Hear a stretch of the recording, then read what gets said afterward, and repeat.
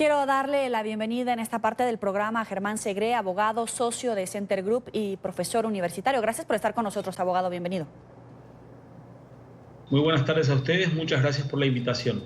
Se cumple un año de la prisión de Lula da Silva. Dentro de todas las jugadas de la defensa, ¿hay alguna que realmente pudiera llevarlo al arresto, pero domiciliario, o a un alargue que haga que las propias autoridades declaren la prescripción del segundo caso? Bueno, hay varias jugadas. De hecho, Lula ya intentó más de 70 recursos en la justicia. En este momento el próximo paso es aguardar. Aquí hay dos grandes cortes supremas. Una cuida de las leyes y otra de la Constitución. Su caso ahora ya fue condenado en primera y segunda instancia. No se discuten más pruebas. El hecho de que las pruebas existen ya fue agotado. Sí, puede el Superior Tribunal de Justicia, que es el que cuida las leyes, entender, por ejemplo, que alguno de los crímenes no ocurrió porque ocurre el otro. Entonces, por ejemplo, bueno, lavado de dinero o lo que fuere, y con eso caería los años de condena y él podría ir a prisión domiciliar, o podrían alegar algún caso de salud. Él tiene 73 años, podría ir a prisión domiciliar. Y si no, el Supremo Tribunal Federal, que es el que cuida la Constitución, puede rever. Estaba previsto para el 10 de abril y lo han postergado, la prisión en segunda instancia, que es lo que ha definido desde el 2016, para, por ejemplo, luego que sea analizado por el STJ, por el propio STF, o hasta que se agoten los recursos, y en ese caso también podría ir a su casa. Y mientras el juez, ahora ministro Moro y Bolsonaro, estén en la administración, ¿no hay buenas noticias para Lula? ¿O en verdad usted, como abogado, considera que hay independencia de poderes en Brasil? No, hay una independencia de poderes. El juez Moro no es más juez, hoy es un ministro. Podrá seguir siendo ministro o podrá ir a la actividad privada, pero él ha renunciado como juez, entonces no es más un juez. Y el presidente Bolsonaro aquí no manda la justicia. Entonces la justicia acá, los cargos de juez, desembargador, que es el juez de segunda instancia, de ministro, son cargos concursados. Algunos de la Suprema Corte son cargos más por indicación política, pero confirmados por el Congreso Nacional, con lo cual, y vitalicios, con lo cual no hay sí una interferencia política a partir del momento que todo ser humano es un ser político. De hecho, la Corte no ha medido esfuerzos para tratar de liberarlo a Lula da Silva, muy a pesar de que la eventual libertad de Lula da Silva, pisando la ley vigente en este momento, también generaría la ley de centenas de otros corruptos condenados de la misma forma que él. Pero en principio no hay una intervención directa o que pueda a favor o contra de Lula que pueda hacer ni el ministro Moro de Justicia ni el presidente Bolsonaro. Claro, pero el consenso en el PT, en el Partido de los Trabajadores, es que las condenas por corrupción pasiva y blanqueo de capitales son injustas e insisten en que la prisión del expresidente es política. ¿Es así?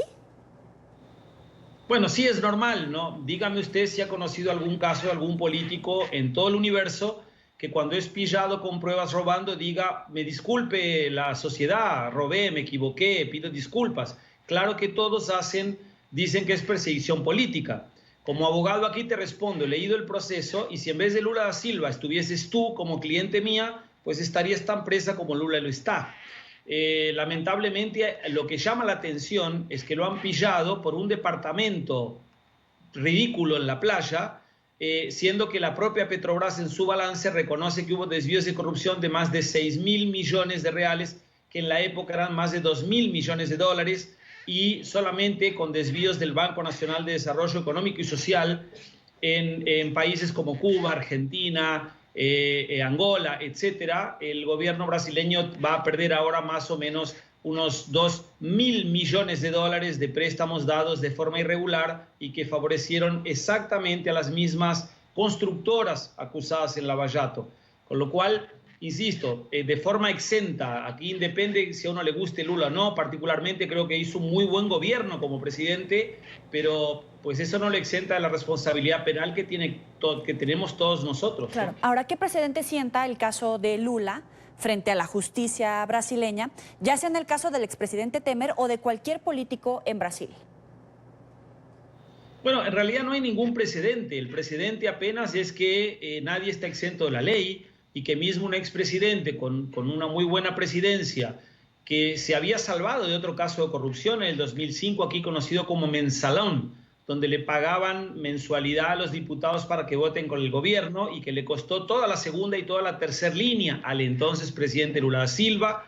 Sin embargo, consiguió reelegirse y sin embargo salió luego de 2 presidencias con más del 80% de aprobación. Ni siquiera él está exento de la ley. Ese sería el mejor presidente y el mejor servicio que Lula da Silva le puede prestar a las próximas generaciones en Brasil. En el caso de Michel Temer, el caso es totalmente diferente, porque si bien él tiene acusaciones muy fuertes contra él y pruebas robustas, todavía no existe una sentencia ni siquiera de primera instancia. Entonces debemos aguardar la demora de la ley, que en el propio caso de Lula da Silva fue de una década. Tenemos que aguardar que Michel Temer venga a ser condenado en primera instancia, luego que tenga esa sentencia confirmada en segunda instancia y que haga todos los recursos posibles, como ya los ha hecho y lo viene haciendo, de hecho, Lula da Silva en los últimos años. Ahora, hablemos de la política brasileña. ¿Qué pasa con el Partido de los Trabajadores y el capital político de Lula? Bueno, el PT hoy representa más o menos el 25, máximo el 30% del electorado y lo continúa teniendo. Es gente que independientemente de la corrupción o de lo que ha quedado aquí patente, pues no quiere ver, o a otros que te dicen, yo tengo muchos amigos petistas que me dicen, bueno, sí, él robó, pero todos roban, pero en el gobierno de él estaba mejor y por eso lo voto. Y el voto es de cada uno y debe ser respetado. Entonces es una fuerza muy importante. En lo personal lamento, porque era un admirador del PT del origen, el PT que prometió cuidar de la gente, y yo profeso que el fin nunca puede justificar los medios. Entonces no hay un proyecto de poder, por mejor intencionado que sea, que justifique la corrupción. De cualquier forma, el PT ahora está atado al futuro de Lula y eso le ha costado muchísimo. Por ejemplo, una alianza de partidos de izquierda con otro candidato como Ciro Gómez o Marina Silva hubiese tenido chances muchísimo mayores contra Bolsonaro.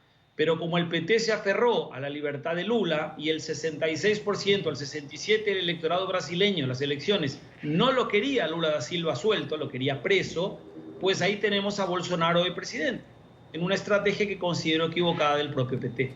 ¿Y qué debe hacer el PT con miras a otras elecciones? Bueno, no lo van a hacer porque el PT es Lula. Lo que el PT debería hacer es refundarse, aceptar a la sociedad los errores cometidos, sobre los cuales, insisto, hay un camión de pruebas, pedirle disculpas a la sociedad, aunque tenga la justificativa de que quería un proyecto de poder de 20 años, que era para cuidar de los pobres y todo lo que quieran decir, pero el PT jamás hizo hasta aquí una autocrítica, jamás asumió la absurda corrupción, los absurdos errores que han cometido, los errores económicos de Dilma Rousseff que destruyeron la economía brasileña, a pesar de que tuvo una herencia bendita de Lula da Silva. El PT nunca ha asumido esos errores y sigue atado a la vieja guardia del PT, que es fiel a Lula hasta las últimas consecuencias, aunque eso cueste el PT. Y gente muy buena del PT, inclusive la propia candidata Marina Silva, se terminaron yendo porque no tienen lugar dentro del PT. Hasta que el PT se refunde y mientras siga abrazado a Lula da Silva hasta el final, pues lo único que les resta es esperar para que los contactos políticos en la Suprema Corte le transfieran esa condena en una condena domiciliar. Es más, estratégicamente sus abogados estarían dispuestos a aceptar que hubo corrupción a cambio de una reducción de pena, lo que es muy triste para un partido, insisto, que nació con las aspiraciones tan genuinas y tan buenas como el PT tuvo en sus orígenes. Te agradezco, Germán Segre, abogado, socio de Center Group y profesor universitario, por estar con nosotros aquí en la tarde. Gracias a ustedes.